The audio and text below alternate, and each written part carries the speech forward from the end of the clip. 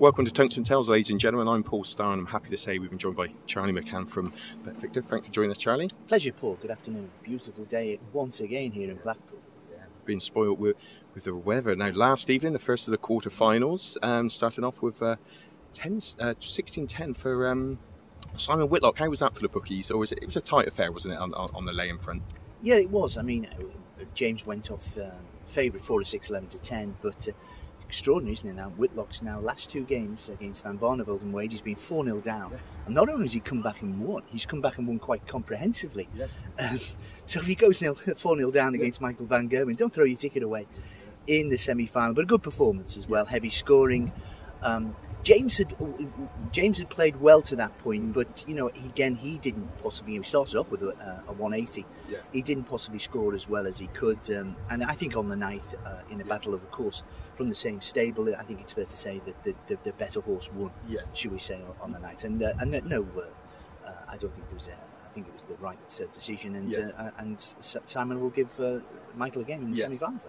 Because people almost forget that Simon is the fourth seed. He's meant to be making the semi-final. But you mentioned Michael. Obviously, the second game in the evening, Michael and Dave, that was a belter, wasn't it? 16-12 to Michael. That was enjoyable.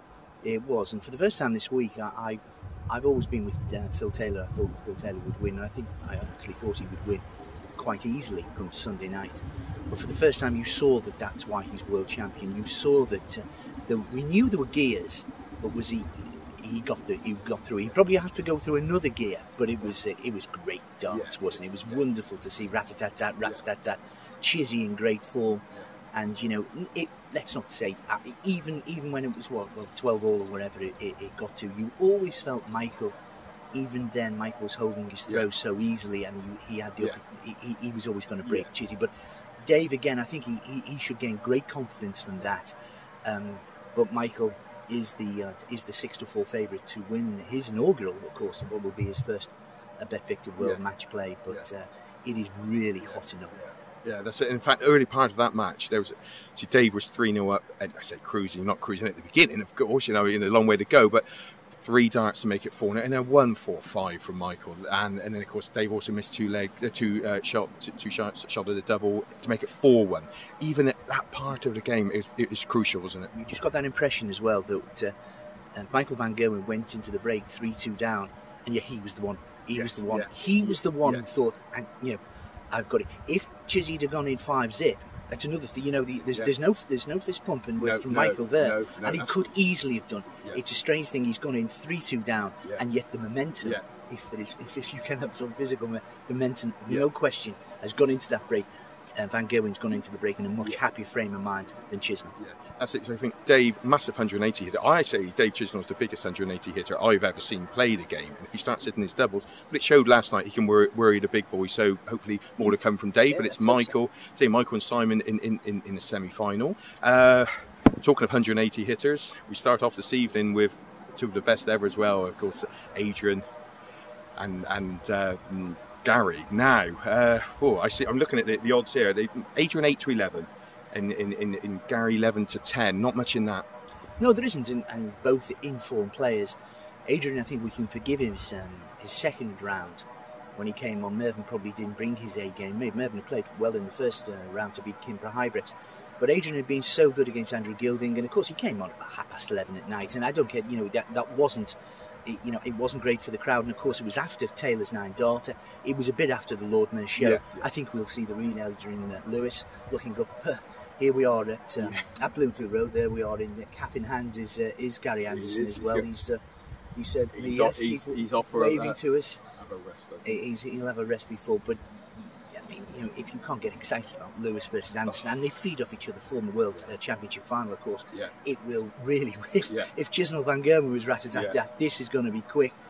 It's going to be over possibly in the blink of an eye, but I tell you what, it's going to be sensational. It will. And I was lucky enough to be at that final, the 7-5 for Adrian. Of course, a 9-darter in the first set. Looking 12-1 a 9-darter in the match this evening. I think that's a very, very fair. With 12-1 for a 9-darter, and of course the next game, and of course 14-1 for just for Phil to hit it. But these are both heavy scorers, and you think they're going to feed off each other as well. Most 180s on the night. Lewis 8-11, Anderson 6-4. I like the 6-4. Do you? Do you? That's interesting. But I mean, you can't. To me, it's almost a toss for coin. Yeah, that's why I think 64. It is. I mean, you've got to remember, Gary not only is he impressed, I think there's so little between. I think Adrian's averaging 102 in 2, and Gary's at 99 in change. Gary won in Dusseldorf. Yeah. Adrian hasn't really sort of been an explosive form on the floor. And a lot of people thought, wow, where did Adrian get that 110 average from against Gilding? It is just two of the best players in the world going head to head on a magnificent amphitheatre in the best, in one of the greatest settings, for sport, with a great crowd, and you were privileged to be there. Yeah, very much so. And looking, I think we probably agree that the game's going to go pretty much the distance. I mean, I can't see a 16-8. I just can't see it between these two, which means the over 17 and a half 180s, 11-10, that makes that big maybe, or because the amount of legs is vital, isn't it? Oh, it is. I mean, if we don't envisage it's going to go 16-8 or something, we don't think there's, maybe, it's unfair to say a capitulation by one of the players, but if one of the players don't think, it's not my night, I'm 8-2 down, you would be surprised. There's such heavy scorers on their own throw. You wouldn't really see many breaks a throw. No. And with that in mind, if you think it's going to go sort of, if not all the distance, along the way, these guys are so good, you'd be very surprised if probably maybe at least one of them didn't get to double figures in their 180s. And as a result, I think if you gave me £1 to put on, it'd have to be the over 17.5 at 10-11, 11-10. Yeah. And then we go on to the second game, Phil against Wes. Well, I think the outright betting, unless you're a Wes Newton fan, is probably one to avoid. 1-20 to Phil, but that just says it all. He's playing so well. And Wes, we love Wes, but he's not played that well. But he's done great to get this far. And he'd probably be very happy to have got this far. Yeah, exactly. And when it's Wes's scoring has been, Wes can score on his night as well as anyone. It's just that he hasn't done. Not only hasn't done it in the two rounds. But he hasn't done it for a few months now, and so it's very difficult to see what he's going to get a performance. Well, we know Taylor is so consistent, so relentless, so remorseless that you can't see Taylor going down. Taylor's averaging 100 and I think 106 is 103, or whatever, and Wes is averaging in the 80s. It's hard to see. All the statistics say that Phil will win and may win well. I think if you're being honest, I think if Wes were here now, and when he reflects on the tournament, whenever his tournament finishes, Friday night, Saturday night or Sunday night, I think if you come back and sort of say, at the start of the tournament, you get to the Friday, I think he'd be delighted, and he's got the ranking points in the bag. Why doesn't he go out and enjoy himself? I'm sure he will, and let's see the Wes Newton. But one thing you will say to Wes, pushes come to shove in both his games, when it's come right down to the clutch, he's come up with the goods. And I think a lot of people say, he's got through almost on sufferance. No, he's got through because when push comes to shove, he did the business, and I think he should be congratulated on that. I don't think he'll beat Phil. I think Phil minus 7.5 on the handicap would be the bet. But let's hope Wes goes out and enjoy it, and of course local crowd, they'll get behind him as well. Again, who's to say that we may not see some fireworks there. Yeah, would be great. And looking at the 180s here, I think it originally 13-8, battered down to 11-10. Most 180s, Phil Taylor doesn't seem to be dropping down to the 19s as much. Now that could look really big by the end of the night. Well, I still can't get my head. I mean, statistically, Phil has had 5 in both games. Yes, he had 4 177s and didn't hit a 180 after his 9 darter, and of course his 9 darter consists of 180 and then 177 in that as well. But listening to people who in and around Phil, and Phil's, they were saying, Phil's still coming to terms with these new darts, but he loves them. People are saying to me, 180, 140, 180, 140, 177, 174. He's scoring so heavily in the practice room that, dare I say it, we could see something. He called the first one. He said he was going to have a 9 dart. He said against, after he'd won his first round game, he said he was against Darren Webster. He said he thought we might see something special. Well, the power never lied once. I think we might see something special again. 14-1 was 18-1 against Darren Webster. Now 14-1. We've had our fingers burnt once. Yeah, that's true. That's very true. In the stadium as well. Yeah. Really? Yeah. Oh, goodness me, the queue. I mean, the darts finished about 11 o'clock. We finished playing about 12:30. Yeah, good. Yeah, well, if you're going to get it was 25 to 1 for it was it was 18 to 1 rather for either Smith or Taylor to get a 9-darter. It was 25 to 1 for Phil and 33s for Michael. So of course that's 25 to 1 Taylor is now 14s. Says it all. With the waft of we're still almost still paying out. It really was but that's and the publicity you get for that 9-darter and we were all I was actually behind the betting booth, the BetVictor betting booth and of course 180, 177 and everyone we get the money in the tilt, everybody just races out just to be part of it, and it is a fantastic thing to be in the Winter Garden when you hit to 180. Sorry, a 9-darter. Yeah, and the great thing is when the 4th dart, it's early now, it's the 4th, they're on it, aren't they? The crowd on it. When it comes to the 7, they're just tremendous, just tremendous. It is wonderful. Looking at the outright betting, looking at, I think Michael's still favourite 6 to 4. Yep. Phil, of course, you're heavy on Phil. You're tipping him from the start, and you haven't seen anything to sort of turn you away from that 13 to 8. I got a feeling none of those guys win it. No, a lot of people before the start of the tournament, I think a lot of people were putting up Wade. To me, would put up Wade and Peter Wright. Since then, possibly those same people have now turned. They've got to be consistent and say they don't think one of the big two are going to win. 10 to 11. It's a Van Gogh and Taylor final. Was 11 to 4 only in midweek. We've Gary and I think Gary and Adrian. I mean, remember that. I mean, if you're Adrian Lewis, do you think? I played 31 legs of darts last year in the final. I averaged 106 and I didn't win. How? Yeah. How did you do that? And then in the Premier League... Not 6-5. Not over 11 legs. Over 31 legs I've averaged 106 and change. And I didn't win. I don't know. I think it would be a fantastic achievement. Of course, it'd be MVG. Yeah. It's a fantastic achievement from Adrian to come back. Because let's get it right. We think Adrian Lewis is going to have to beat Gary Anderson, Phil Taylor, and Michael Van Gerwen to become the BetVictor World Matchplay champion in 3 successive nights. Yeah, that is tough. And so, take your hat off to who does that. That's right. I mean, to anyone. And in the performance, of course, Phil and Adrian put up in the Grand Slam as well in that semi-final with 110 averages, which was the most 180 we've ever seen. So that's maybe to come, but I mean, not ruling out any other players, of course. But looking at the odds here, Adrian 11 to 2. But you summed it up. Those 3 players, probably all in his way. And something else about Adrian. I mean, people forget that he is the European champion, and of course, and he won the UK Open. They think, Adrian's not done a lot lately. He hasn't. He's been in the finals. He's been in semi-final. He's doing well, really. Oh, he's dual world champion.